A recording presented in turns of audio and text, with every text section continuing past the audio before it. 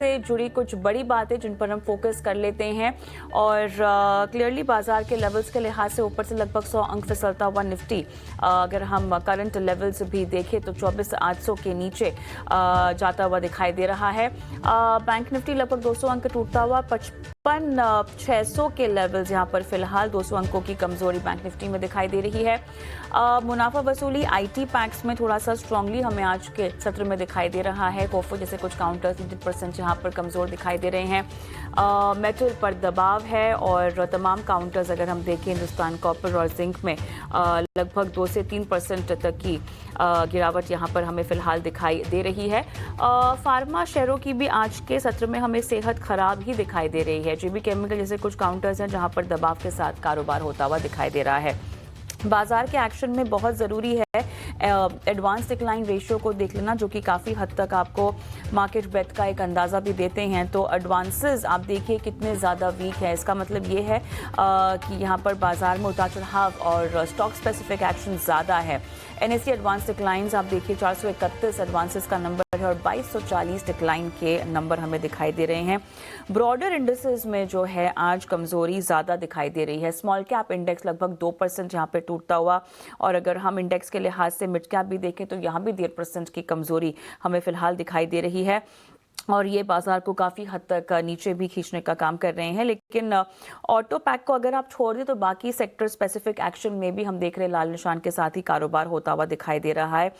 Nifty IT जहां पे लगभग इंडेक्स के लेवल पर 1% नीचे है। पीएसयू बैंकिंग आप इंडेक्स देखिए 2.25% की मार यहाँ पर पड़ती हुई। फार्मा लगभग 1% टूटता हुआ। एफएमसीजी, मेटल्स, रियलिटी आप देखिए दोनों में हम देख रहे हैं लगभग 1.5 से 2% की गिरावट फिलहाल दिखाई दे रही है। ऑयल एंड गैस और बाकी सेक्टर्स में भी हम देख रहे हैं कि लगभग 2% तक की कमजोरी के साथ कारोबार हो रहा है।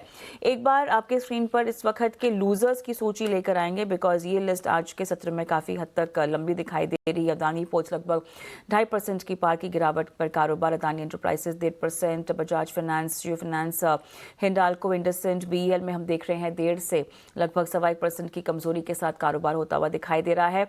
गेनर्स में Eicher, Tata consumer, Titan, M N M, Apollo hospital लगभग 1.25 से 1% तक की तेजी के साथ कारोबार में फिलहाल दिखाई दे रहे हैं। चलिए यहाँ पर बाजार के एक्शन पर एक बार बातचीत कर लेते हैं। हमारे साथ जुड़ गए हैं हमारे आज के मेहमान जियोजीत इन्वेस्टमेंट के senior vice president Gaurang Shah. Gaurang, hi afternoon, स्वागत है आपका कॉर्पोरेट कनेक्शन में।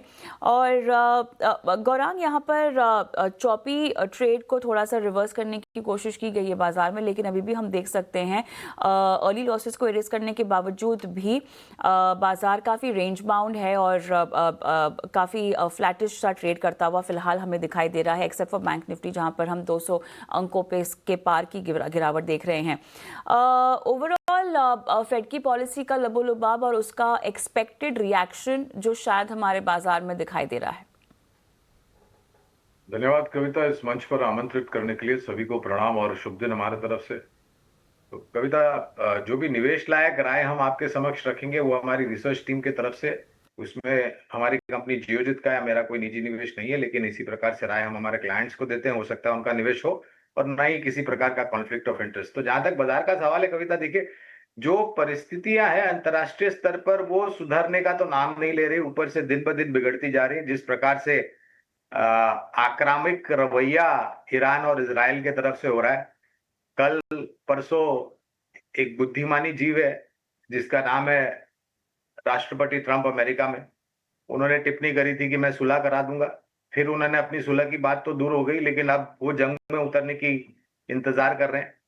तो पहले से ही आग लगी हुई उसमें और तेल छिड़कने की बात हो रही है। तो ये परिस्थिति दिन ब दिन मेरे ख्याल से प्रतिक्रिया बाजार देगा जिस तरीके से उभरती है। लेकिन एक अच्छी बात मैंने ये देखी कविता पिछले कुछ दिनों में, और पिछले हफ्ते शुक्रवार को भी जब ये खबर आई और बाजार तीव्र गति से गिरा, तो जब कभी भी हमने बाजार बंद होते होते निचले स्तर से ऊपर के तरफ के दायरे दिखाए, यानी कि बाजार में रिकवरी थोड़ी बहुत आती हुई देखिए, क्योंकि खरीदारी आ रही है निचले स्तर पर।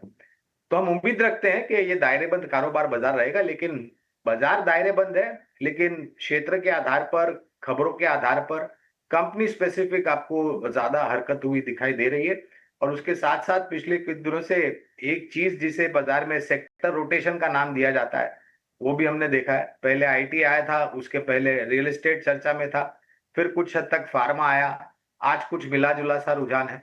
तो बाज़ार दायरेबंद कारोबार करेगा और वो दायरा अगर आप हमें पूछे तो 24,500 से लेकर के 24,700 नीचे के तरफ और ऊपर के तरफ जो पड़ाव बना हुआ है 25,000 और 25,200। जब कभी भी बाजार ऊपर जाता है इस स्तर के आसपास तो मुनाफा वसूली हावी हो जाती है और बाजार नीचे आता है। तो एक चीज जो मैं सकारात्मक देखता हूं इस दायरेबंद कारोबार में कि बाजार एक बुनियाद बनाने का प्रयास कर रहा है। अब अंतर्राष्ट्रीय स्तर पर इन सब परिस्थितियों का अगर निवारण आता है और शांति दूत जिसको भी बनना है वो बन करके अगर किसी तरह की सुलह होती है और विराम होता है इस युद्ध उसमें, तो मेरे ख्याल से उतनी तीव्र गति से बाजार में रिकवरी भी आएगी और कच्चे तेल के दाम जो उबल रहे हैं, नेचुरल गैस के दाम जो उबल रहे हैं, वहां पर भी आपको नीचे तरफ के दायरे आते हुए दिखेंगे। ये गौरांग, विस्तार से आपसे और बातचीत भी करनी है, लेकिन जैसे कि इस शो की प्रथा है, हम कॉर्पोरेट्स के साथ जुड़ते हैं, तो वक्त आ गया है कॉर्पोरेट को भी शो में शामिल करने का। और आज हम बात